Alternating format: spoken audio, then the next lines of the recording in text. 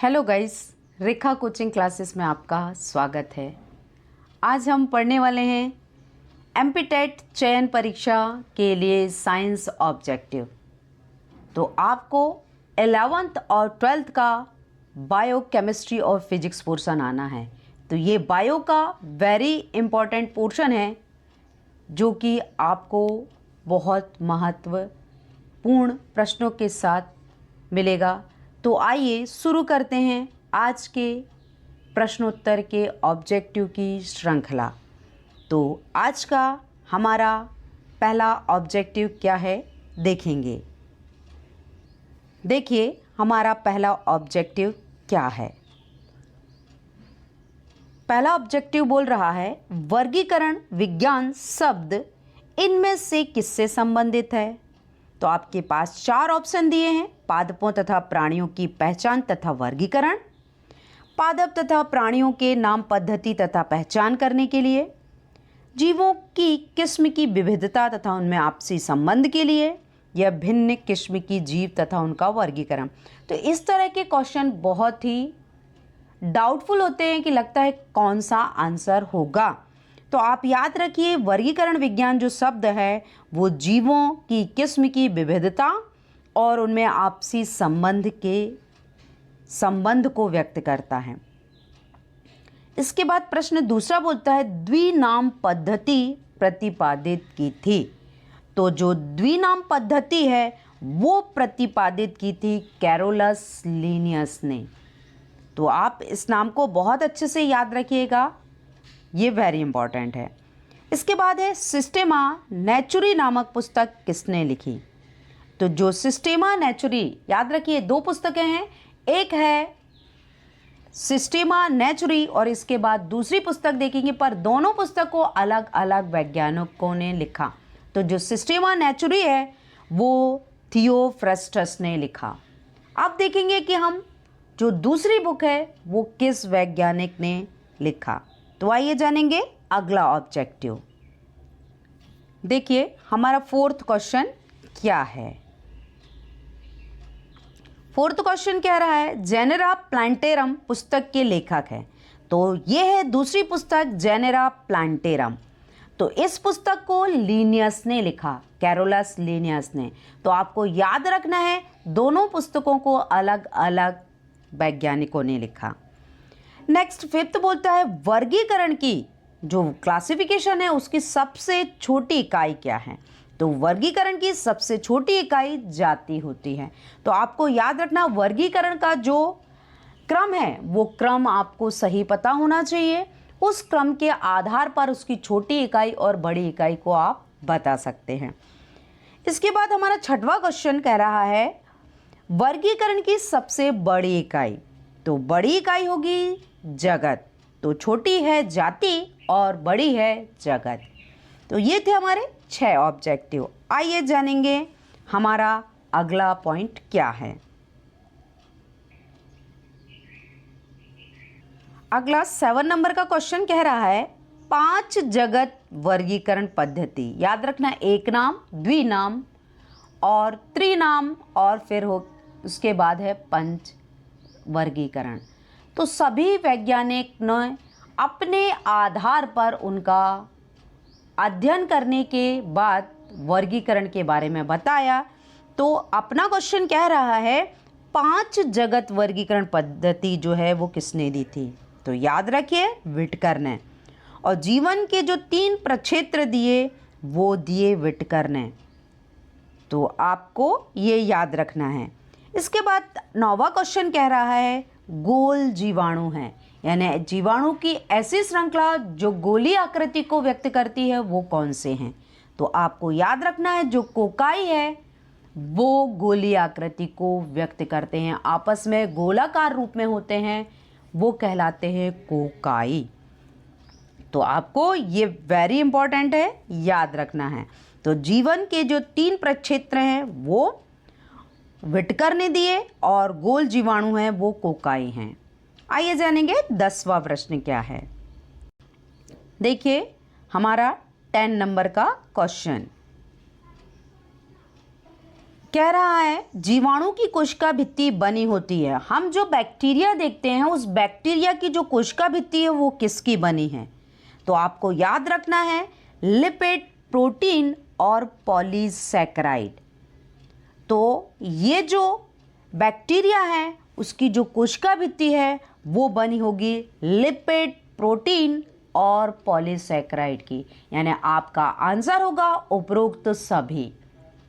तो ये भी महत्वपूर्ण प्रश्न है क्योंकि हमें इस तरह के क्वेश्चन नहीं पता होते हैं। तो याद रखिए जीवाणु की कोशिका भित्ति इन तीनों से ही मिलकर बनी होती है। उसके बाद आ जाती है बैक्टीरिया के बाद आ जाता है कवक। तो जो कवक की कोशिका भित्ति है वो बनी होती है किसकी, ये बताना है। तो सेलुलोज की, काइटिन व फंगल सेलुलोज की या फिर प्रोटीन की।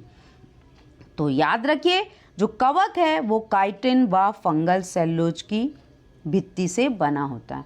उसकी बाहर की जो भित्ति है वो इनकी बनी होती है। नेक्स्ट 12 नंबर में बोलता है प्लाज्मिड पाए जाते हैं। तो प्लाज्मिड जो हैं वो बैक्टीरिया में पाए जाते हैं। तो आपको याद रखना है माइटोकॉन्ड्रिया, विषाणु और क्लोरोफिल में नहीं पाए जाते, क्योंकि प्लाज्मिड डीएनए छोटे छोटे जो जीव हैं, बैक्टीरिया हैं, उनमें पाए जाते हैं। तो प्लाज्मिड डीएनए जो है वो एक छोटे छोटे बैक्टीरिया में पाए जाने वाला जीन है। तो आप इसे याद रखिए, प्लाज्मिड पाए जाते हैं बैक्टीरिया में। तो ये थे हमारे 12 क्वेश्चन। आइए जानेंगे अगला। 13 नंबर में बोल रहा है साइनोबैक्टीरिया में प्रकाश संश्लेषण अवयव होता है। तो जो साइनोबैक्टीरिया है वो प्रकाश संश्लेषण अवयव जो होगा वो होगा कोशिका के नाभिक से या झिल्ली रहित पत्रक में या फिर झिल्ली सहित कोशिकांग में या झिल्ली रहित सहित पत्रक में। आपको क्वेश्चन के जो ऑप्शन है वो ध्यान से पढ़ना है। रहित और सहित में बहुत अंतर है। रहित का अर्थ होता है ना होना, सहित यानी होना। तो आपको ध्यान से पढ़ना है। आपका आंसर होगा झिल्ली रहित पत्रक में। तो जो साइनोबैक्टीरिया में प्रकाश संश्लेषण अवयव जो होता है वो झिल्ली रहित पत्रक में होता है। इसके बाद 14 नंबर में बोलता है विषाणु में आनुवांशिक पदार्थ है। तो जो वायरस में जो आनुवांशिक पदार्थ है वो या तो डीएनए, आरएनए या डीएनए, आरएनए दोनों में से कोई एक या फिर दोनों ही। तो आपको याद रखना है या तो डीएनए होता है या तो आरएनए होता है, दोनों में से एक ही होगा। इसके बाद 15 नंबर में कह रहा है जीवाणु की कोशिका में प्लाज्मा झिल्ली के वलय कहलाते हैं। तो जीवाणु कोशिका है उसमें प्लाज्मा झिल्ली के जो गोल गोल वलय होते हैं उसे क्या कहा जाता है? तो याद रखिए उस गोल वलय को मीसोसोम कहते हैं। तो ये क्वेश्चन बिल्कुल डिफरेंट होते हैं, तो इन्हें बहुत अच्छे से तैयार कीजिए, वेरी इंपॉर्टेंट है। तो याद रखिए जीवाणु कोशिका में जो प्लाज्मा झिल्ली के जो वलय हैं वो मीसोसोम्स कहलाते हैं। तो आइए जानेंगे अगला प्रश्न। देखिए हमारा अगला प्रश्न क्या है। 60 नंबर का क्वेश्चन कह रहा है किस कारण आर्की बैक्टीरिया कठोर वातावरण को सहन कर सकते हैं। यानी जो आर्की बैक्टीरिया है वो किस कारण से आसपास के बहुत ठंड या गर्म वातावरण को भी सह सकते हैं। तो वे पृथ्वी पर सबसे पुराने जीवित जीव हैं या उनके शरीर में जटिल चयापचय क्रियाएं होती हैं या कठोर कोशिका भित्ति या दोहरी झिल्ली नाभिक। तो आपको याद रखना है कठोर कोशिका भित्ति। जिस तरह हम देखते हैं कि कछुए में जो उसका ऊपरी आवरण होता है बहुत हार्ड होता है, उसे बाहरी वातावरण से कोई प्रभाव नहीं पड़ता, वैसे ही आर्की बैक्टीरिया जो है उसमें कठोर कोशिका भित्ति होती है। तो ये थे हमारा 16 क्वेश्चन। आइए जानते हैं 17 नंबर बोल रहा है हरे शैवालों में संचित भोजन होता है। तो जितने भी हरे शैवाल हैं, याद रखना हरे पौधे नहीं बोला है, शैवाल बोला गया है। तो हरे शैवालों में जो भोजन होता है वो संचित होता है किस रूप में, आपको बताना है। तो हरे शैवालों में स्टार्च, मैनिटोल, सेलुलोज और क्लोराइडल स्टार्च है। तो आंसर है आपका स्टार्च। 18 नंबर में बोल रहा है एक ब्रायोफाइटा पौधे का मुख्य भाग हमेशा होता है। तो याद रखिए ब्रायोफाइटा का जो पौधा होता है उसका मुख्य भाग जो होता है वो होता है युग्मोद्भिद। तो बीजाणुद्वित और शंकु या बीजाणु नहीं होता। तो ये थे हमारे 18। आइए जानेंगे अगला प्रश्न ऑब्जेक्टिव का। देखिए हमारा 19 नंबर का प्रश्न क्या है।